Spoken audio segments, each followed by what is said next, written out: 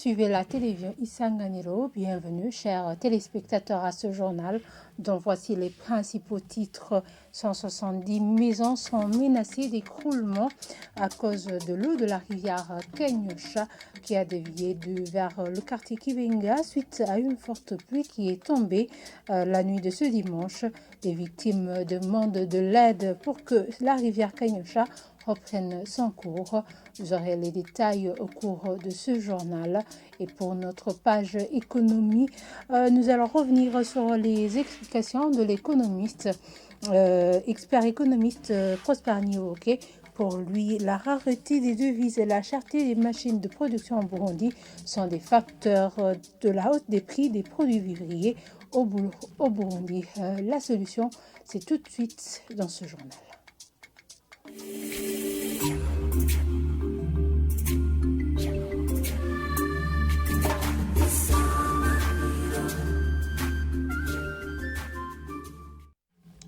Encore une fois, bienvenue, chers téléspectateurs.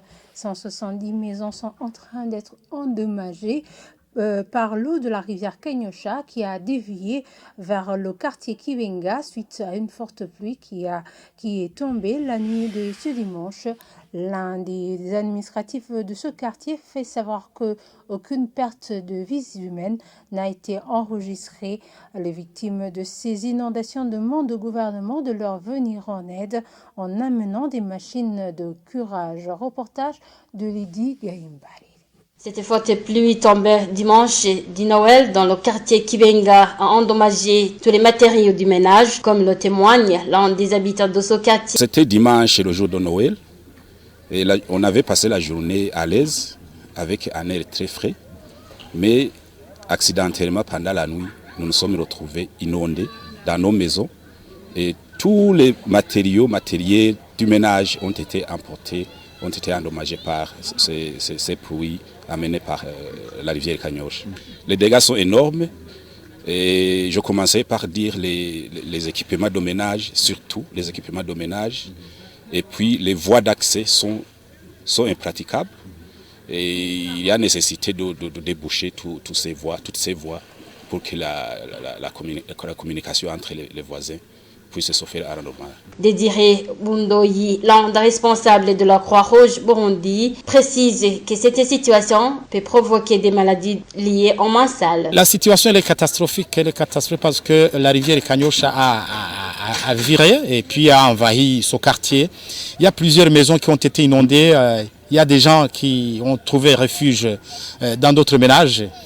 Mais il y a plus pire. Et quand il y a en tel cas, la suite, c'est les maladies qui s'en suivent. Maintenant, nous avons rassemblé la communauté pour leur apprendre comment faire la pulvérisation, mais aussi comment faire le traitement de l'eau à domicile pour casser cette chaîne de transmission de ces maladies qui peuvent en découler. Espérance Tilakiza, l'une des dirigeants du quartier Kibenga, indique que 70 maisons sont endommagées par cette inondation. Elle demande au gouvernement de venir en aide les victimes de cette inondation en amenant les machines de curage dans cette rivière Kanyosha. Je vous le disais en titre, la rareté des devises et la cherté des machines de production au Burundi sont des facteurs de la hausse des prix des produits vivriers au Burundi. Explication d'un expert économiste pour Prosper Niwoke. Pour lui encore, il faut la professionnalisation des groupements de production pour écouler le rendement aux marchés internationaux ainsi que la réhabilitation des infrastructures routières. Je vous propose de le suivre. Lorsqu'il y a des hausses de prix, il faut voir des raisons, des causes. Il y a des hausses qui sont liées à des facteurs externes, exogènes. Donc c'est une forme d'inflation qui est importante. Et ça, comme le Burundi, en grande partie, il faut reconnaître. Je ne dirais pas que nous sommes des consommateurs nets, donc des gens, mais tout au moins au-delà de 50%, on consomme ce qui est importé. Alors si au niveau de ces marchés, donc, au niveau desquels on s'approvisionne, si les prix au niveau de ces marchés montent, c'est normal que ceux qui vont aller s'approvisionner au niveau de ces marchés puissent faire arriver des produits à des prix qui sont un peu élevés. Ça veut dire que cette hausse, ça se transmet et ça se manifeste à travers la formation des prix des produits qui vont être cette fois-ci proposés sur le marché local, qui sont importés. Ça, c'est une des causes. Une autre cause, ça pourrait être une cause qui est due à cette machine de production. Ça veut dire qu'on utilise les intrants des gens qui sont chers. Le produit qui va être généré de cette machine de production va devoir inclure ces facteurs, les coûts élevés liés à ces hausses des prix de ces intrants utilisés, ce qui va se manifester à travers alors l'output, donc le produit qui est généré. Ça veut dire que le prix de ce produit qui va être proposé au marché. Il y a une autre chose qu'il faut nuancer. Comme si chaque fois il y a la rareté un peu des devises, ça veut dire qu'on assiste à une dépréciation continuelle de notre monnaie locale. Alors si on ne sait pas un peu apprécier cette identité de cette monnaie locale, autrement dit, ça veut dire que ça va se déprécier. La conjugaison de ces dépréciations, de l'inflation, ça ne fait que faire hausser les prix. Donc il y a plusieurs facteurs. Il faut que les producteurs burundais puissent produire conséquemment. Produire pour le marché, ne pas produire pour les mêmes, pour l'autosuffisance. Les gens commencent quand même à comprendre.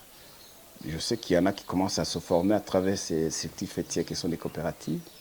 Est-ce que ça, il faut que ça donne, il faut qu'on arrive à structurer, à professionnaliser ces acteurs qui sont à travers ces sites fêtiers pour qu'on arrive quand même à avoir une production et qui est censée couvrir un peu le taux de consommation, mais autant au marché. C'est à moins terme parce que ça demande la sensibilisation, ça demande la formation, ça demande un encadrement avec les organisations. Et à long terme, c'est cet ensemble d'infrastructures, infrastructures énergétiques, infrastructures routières, infrastructures, c'est ça ce que je disais, la base structurelle. Cette fixité qui doit avoir un niveau et qui pourrait permettre quand même à ce qu'on quitte un niveau d'équilibre vers un autre niveau supérieur. Ce qui permettrait conséquemment qu'on arrive à avoir une production élevée assez conséquente à travers la transformation, des gains de compétitivité du fait qu'on arrive à un moment où même le produit burundais pourrait être accepté sur le marché international avec tout ce qui est la certification, à travers ces unités spécialisées de normalisation. Les solutions sont multicomplexes. Et la suppression des taxes et impôts sur les produits de première nécessité importés peut amoindrir le coût de la vie chère et que vivent les fonctionnaires et les Burundais en général. Ce sont là les propos de Kefa Niwidi, homme politique et président du parti Codebu, qui estime que l'écart des taux de change entre l'officiel et celui du marché noir serait parmi les causes de la montée des prix sur le marché. Il appelle le gouvernement à penser en premier lieu sur la vie de la population. Suivez-le. C'est tout d'abord la cause principale au niveau de la différence du taux de change qui se remarque au marché noir et celui officiel. Et la disponibilité de devises se trouve beaucoup plus sur le marché noir, ce qui fait que les biens importés sont chers et les producteurs locaux sont obligés de grimper les prix pour pouvoir s'approvisionner aux produits importés. Deuxième cause pourrait être une certaine panoplie de taxes qui ont été élevées dans la nouvelle loi de finances, sans oublier aussi la hausse du prix du carburant qui influence les autres prix parce que le carburant a quitté de 2400 à 3225, une hausse qui avoisine autour de 25%. Pour le cas de fonctionnaires, par exemple, en réalité, les salaires devraient couvrir au moins les besoins fondamentaux, à ce qui est du logement, l'alimentation et autres. Et jusqu'à maintenant, je pense qu'il y a peu de fonctionnaires qui sont capables de se nourrir et d'avoir des logements décents, de se déplacer avec le seul salaire qu'ils reçoivent. Mais aussi, la population dans son ensemble a perdu le pouvoir d'achat parce que l'augmentation des prix des denrées de première nécessité ne va pas de pair avec l'augmentation du pouvoir d'achat. Par voie de conséquence, il fallait dans un premier temps suspendre les taxes et impôts sur les produits alimentaires qui sont importés, ne fût-ce que pour une courte durée. Mais aussi, il fallait revoir certaines impositions qui auraient été très lourdes et qui auraient poussé à l'augmentation des prix. Il faudra imaginer s'il y a possibilité de revoir aussi les salaires des fonctionnaires parce que les fonctionnaires doivent vivre décemment pour pouvoir travailler. On ne peut pas attendre d'un fonctionnaire de faire mieux son travail alors qu'il mange une fois par journée. Il ne peut pas louer une petite maison, ce n'est pas possible. Donc, il faut revoir la structure macroéconomique. Et là, la solution magique pour nous, il faut trouver la devise. Nous disons que si on parvient à réduire cet écart de taux de change, on réduirait au moins de 25% les prix des produits importés et par voie de conséquence, les prix des produits locaux. Donc on augmente les prix pour pouvoir s'approvisionner en produits importés qui sont devenus très chers. Et clôturons ce journal par cette page de l'international. 3 personnalités congolaises dans le prix Nobel de la paix 2018, Denis Mukwege, ont accusé ce lundi le régime du président Félix Tshisekedi de mener une politique d'externalisation de la sécurité de la RDC alors que le pays est menacé d'émiettement. Selon une déclaration, en plus du docteur Mukwege, le document est signé par Martin Fayulu, candidat malheureux à la présidentielle de 2018, ainsi que Augustin Matata Ponyo, ancien Premier ministre de 2012 à 2016, aujourd'hui sénateur. Suivez à ce propos le reportage de nos confrères d'Euronews. En RDC, Denis Mukwege, le prix Nobel de la paix 2018, Martin Fayulu, arrivé second à la présidentielle de 2018, et l'ancien Premier ministre Augustin Matata Ponyo ont dans une déclaration commune dénoncé la politique du gouvernement. Ils accusent notamment les autorités de Kinshasa d'avoir externalisé la sécurité en la confiant à des pays à la base de cette déstabilisation, citant le Rwanda et l'Ouganda. En effet, les combats se poursuivent entre les forces de défense et les mouvements rebelles malgré la présence des forces de la MONUSCO ou encore de l'Afrique de l'Est et la signature le mois dernier d'un accord de cessez-le-feu à Luanda, en Angola. Les hostilités n'ont pas pris fin pour autant. Ces 3 hommes ont appelé au retrait immédiat des éléments du M23 de toutes les positions qu'ils occupent et ont invité dans le même temps le Conseil de sécurité de l'ONU à exprimer une condamnation ferme du Rwanda. Ils espèrent ainsi se faire entendre.